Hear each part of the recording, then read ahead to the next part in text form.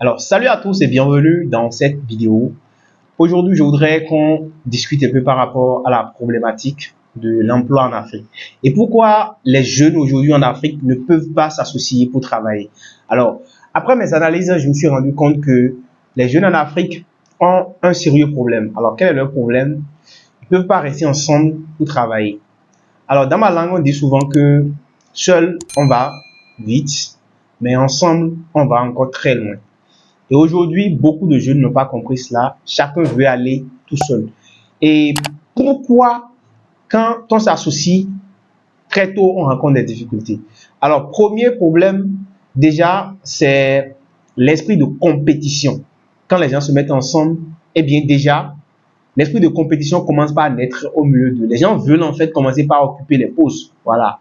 Je veux être le directeur, je veux être ceci, je veux être cela. Alors que l'objectif de votre association, ce n'est pas en fait le poste de directeur, le poste de, je sais pas, de trésorier qui devait vous préoccuper. C'est comment vous allez faire en fait pour rendre compétitif votre entreprise. C'est comment vous allez faire pour valoriser vos produits, les produits de votre entreprise. Et à partir du moment où vous perdez cet objectif de vue, en fait, rien ne peut marcher. Deuxièmement, lorsque vous commencez par gagner de l'argent, très souvent, la rivalité qu'il y a au sein de l'entreprise commence par faire que euh, certaines personnes, bien certains collaborateurs de l'entreprise commencent par devenir cupides. Alors, à partir du moment où vous commencez par devenir cupide, vous ne pouvez pas, en fait, travailler ensemble. Il est très important que quand vous vous mettez en association, que vous définissez, en fait, les règles, c'est-à-dire les bases sur lesquelles vous travaillez. Vous êtes des associés, mais vous êtes aussi des employés, les salariés de votre entreprise. Donc, vous devez définir, par exemple, le salaire que vous devez prendre. Vous devez définir, par exemple, les primes pour telle ou telle activité. Cela doit être strict.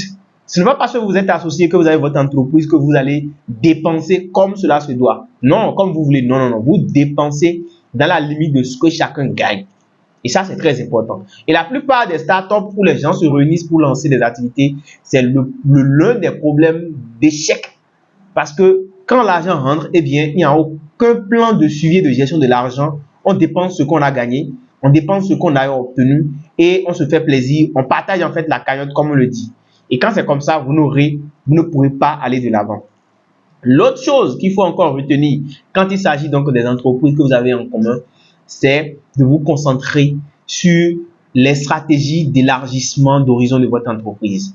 Votre entreprise que vous avez lancée travaille dans tel secteur. Comment vous allez faire pour que votre entreprise puisse devenir beaucoup plus compétitive sur le marché? Mais c'est ça en fait l'objectif. Et à partir du moment où vous perdez de vue cet objectif-là, vous ne pourrez pas du tout avancer. Et c'est ce que moi j'ai compris. J'ai dit qu'en Afrique, l'association, c'est-à-dire s'associer pour travailler, doit être vraiment très important. Et d'ailleurs, c'est la raison pour laquelle je suis vraiment content de vous présenter ma petite entreprise dans laquelle je travaille et mes associés, des personnes avec qui je travaille, qui sont des jeunes, tout comme moi. Et nous avons décidé de travailler ensemble. Travailler ensemble, pourquoi? Parce que moi, j'ai des compétences que certaines personnes n'ont pas, ou bien j'ai des vertus que d'autres n'ont pas. Les autres aussi, ils ont des compétences, ils ont des qualités que moi, je n'ai pas.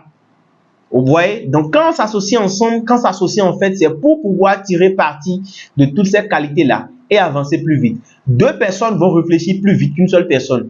Trois personnes réfléchiront encore plus vite qu'une seule personne. Maintenant, quand on dit de se mettre en équipe, cela ne veut pas dire qu'il faut former une équipe d'amis. Attention, le piège qu'il y a dans la formation d'équipe, c'est-à-dire l'association de personnes pour lancer une entreprise, c'est de faire attention à ne pas former une équipe d'amis.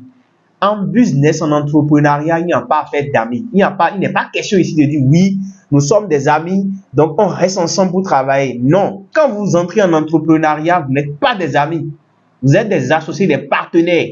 Et ça doit être clair dans les têtes. Si vous perdez de vue l'idée de partenaire et vous pensez que vous êtes des amis et que les choses vont se passer comme en amitié, vous vous trompez. Il faut enlever le côté ami de côté et prendre le côté professionnel business. Vous êtes amis et partenaires, mais au boulot, vous êtes partenaires. Hors du boulot, vous êtes amis. Il faut que ça soit clair. Et c'est comme ça que les grandes entreprises ont pu donc traverser le temps pour être là aujourd'hui. On ne mélange pas les sentiments avec le business. L'autre chose, vous pouvez même travailler avec votre femme, hein. Il n'y a pas de souci. Votre femme, votre petite amie, votre copine, dans votre entreprise. Il n'y a aucune règle qui dit qu'on ne peut pas le faire. Mais attention, ne mélangez pas les choses. La vie familiale, la vie relationnelle, la vie amoureuse, ça n'entre pas dans le business. Ça n'entre pas dans le business. Et si vous êtes quelqu'un qui n'arrive pas à gérer ses émotions, je vous en prie, n'incluez pas vos parents, vos amis, vos femmes, vos petites amies et autres dans votre business. Travaillez avec des personnes qui ont les compétences qu'il faut pour faire percer votre entreprise. Et c'est d'ailleurs les raisons pour lesquelles en Afrique, jusqu'aujourd'hui, il est difficile pour les gens de pouvoir travailler ensemble. Parce que les sentiments, ah oui, tu viens de créer ton entreprise, j'ai mon petit frère qui est là, j'ai mon cousin qui est là, je voudrais que tu travailles avec lui. Quand vous entrez en entrepreneuriat, il n'y a pas ça. Les cousins, les frères, les cousines et autres, là, mettez-les de côté. Si un cousin veut travailler avec vous, il devient un associé, il devient un employé et il est traité comme un employé. C'est les règles de l'entrepreneuriat. Le reste, le sentiment, c'est après. J'espère que cette vidéo est claire pour vous et je profite donc pour vous montrer mes associés. Là, je vous présente William, qui est mon associé. Nous sommes cofondateurs de notre entreprise et nous travaillons ensemble depuis près de 6 ans et je suis vraiment content de vous le présenter. Vous avez là Eric, qui est le chargé de la logistique dans notre entreprise. C'est lui qui s'occupe de tout ce qui est transport, expédition de colis, de marchandises, de courrier et tout. C'est lui qui se charge de ça. Il gère donc ce département de livraison dans notre entreprise. Alors ici, juste un petit aperçu de notre salle de formation. Donc voilà, c'est ici nous faisons des formations. Là, voilà, nous avons là notre secrétaire. Esther, j'espère que ça va. Ok, super. Donc là, c'est notre secrétaire. Nous sommes là au bureau. Donc c'est juste pour vous montrer un peu à quoi ressemble notre petite entreprise où nous travaillons.